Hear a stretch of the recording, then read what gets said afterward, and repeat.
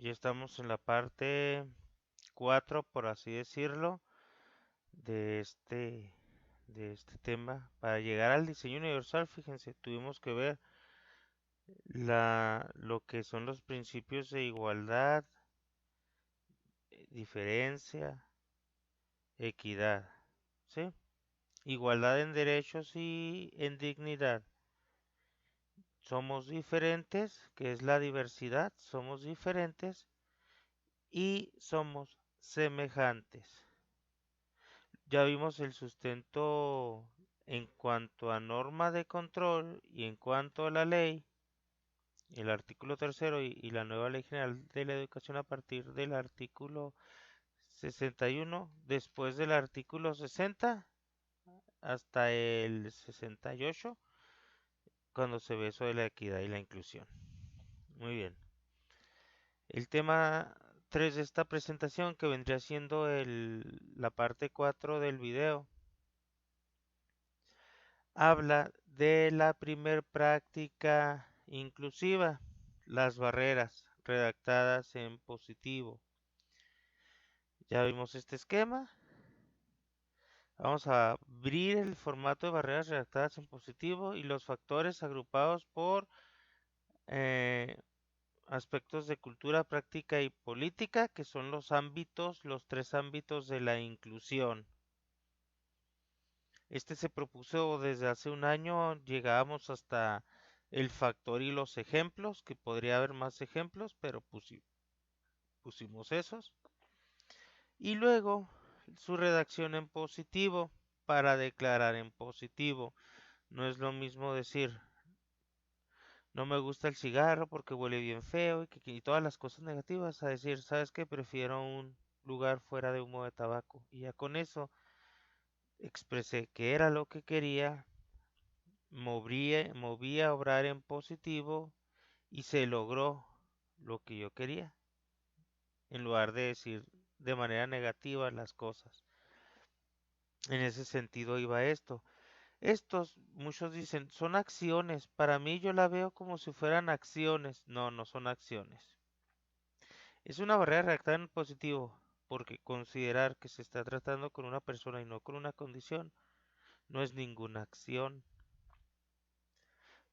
Para lograr eso, para declarar eso, es decir, si yo quisiera, prefiero un lugar fuera de humo, libre de humo de tabaco, pues ya la acción sería ir a un restaurante y preguntar cuáles si tienen lugares libres de humo de tabaco y reservar ahí. Esa sería la acción, reservar un lugar libre de humo de tabaco. Pero una idea me movió a obrar en consecuencia. Entonces aquí las redacción en positivo son cuestiones que te obran, que te ayudan a obrar en consecuencia, que te mueven a hacer algo. No te quedas nada más con una idea de que se clasifica, se clasifica en clase. Hay personas que aún así me dicen, Tino, yo necesito especificar la barrera en esa redacción libre en positivo. Entonces tú puedes decir, considerar que se está tratando con una persona y no con una condición para, ahí le puedes agregar, prevenir, minimizar, eliminar, para prevenir una barrera que implica clasificar en el contexto, y ahí puedes decir contexto áulico, contexto escolar o contexto sociofamiliar, ¿sí? Y ya redactaste la barrera completa. Ya la mencionaste en positivo, mencionaste qué barrera y hasta en la redacción le pusiste que ibas a prevenir, eliminar o minimizar esa barrera. Las barreras están por ámbitos.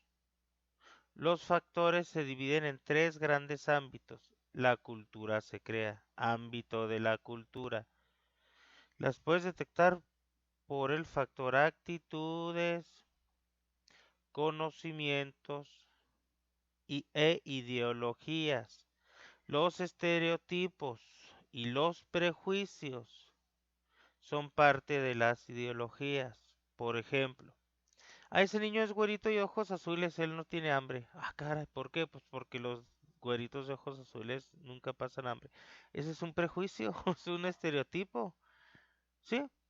Si al estereotipo tú le agregas algo peyorativo, es que los güeritos de ojos azules son bien mamones, son bien payasos, pues ya valió, ya estás estableciendo un prejuicio. Todos estos estereotipos y prejuicios es porque tú soliste generalizar. Cuando tú generalizas, puedes caer en estereotipos y puedes caer en prejuicios, ideas preconcebidas y generalizadas.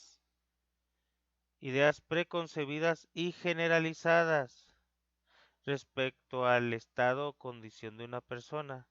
Pero ya el prejuicio es que implican una connotación negativa con respecto a la forma de pensar, las creencias o las características de una persona, ¿sí?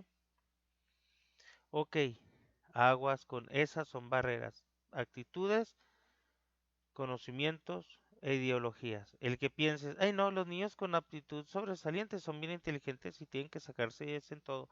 Los niños con discapacidad ya no pueden aprender, ya no, no, no. Los niños con problemas de aprendizaje, ellos nunca van a poder aprender. Esos son ideologías.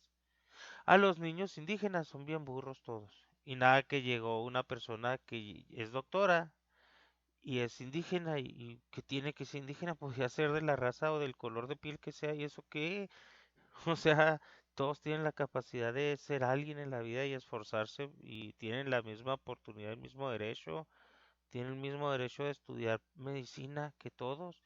Y tuvo más capacidad que todos, obviamente, pero era en función de sus capacidades, de sus circunstancias, de sus necesidades, no sé, no de que era indígena nomás por ser indígena, y muchos caen en eso. Entonces, todo eso son ideologías que tenemos que también ver las situaciones en esos factores, actitud, conocimiento. El capital cultural es conocimiento y el conocimiento está dentro del ámbito de la cultura.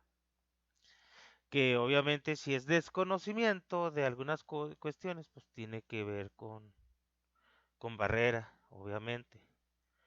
Aquí el factor la práctica se desarrolla y lo que se relaciona, todo lo que se desarrolla es el acceso.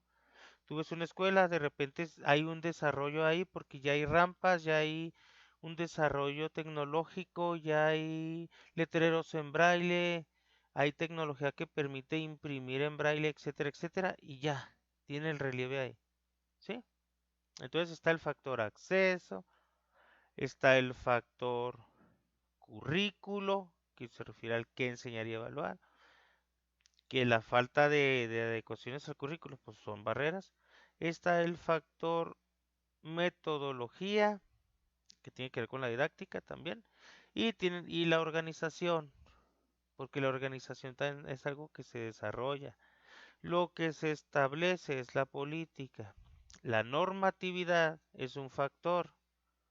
Las normas, acuerdos, principios, políticas, estos son ejemplos. Obviamente ya va a caducar el acuerdo 110319 y va a haber otro acuerdo porque ya caducó el 120518 y llegó el 120319, va a llegar el otro acuerdo, pero este es un ejemplo para que retomes su redacción en positivo, no que si, ay no, esto ya caducó porque ese acuerdo ya no existe más, ya vamos a tirar esto y a quemarlo, pues no, ¿verdad?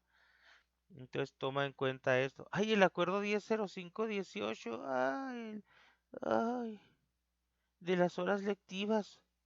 No, no puede ser, ya llegó otro nuevo, ya hay que quemar toda la tabla porque cambiar, son ejemplos que pongo yo, tú puedes poner muchos más que no vienen aquí, pero si respeta esta estructura.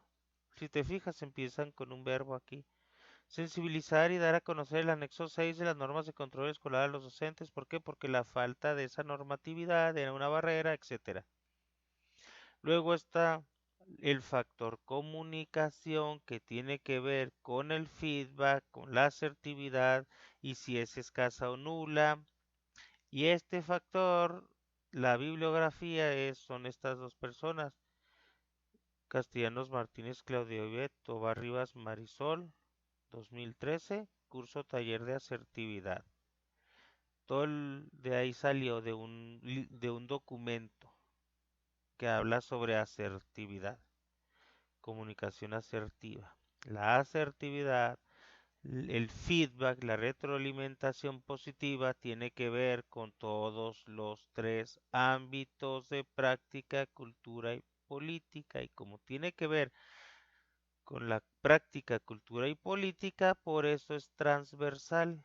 Aquí no nos metimos en rollos con los entornos ni con los contextos, ni pusimos a clasificar por contexto y entorno. Esa clasificación le corresponde a la persona que esté en un contexto determinado, que esté que esté realizando los análisis contextuales determinados.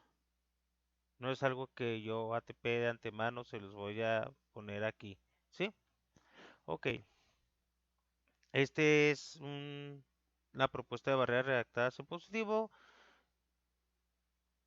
para que ustedes ya no batallen en identificar barreras. ¿Sí? Ok. Esta es la práctica inclusiva 1, eliminación de VAPs, pero acuérdense que dijimos que se podían detectar, prevenir, minimizar y eliminar. Ok, hasta aquí. Hasta aquí vamos con el primer video. La primer práctica inclusiva. Es el cuarto video, creo. Vamos a pausarlo ya. Digo a pausarlo, a detenerlo, pues.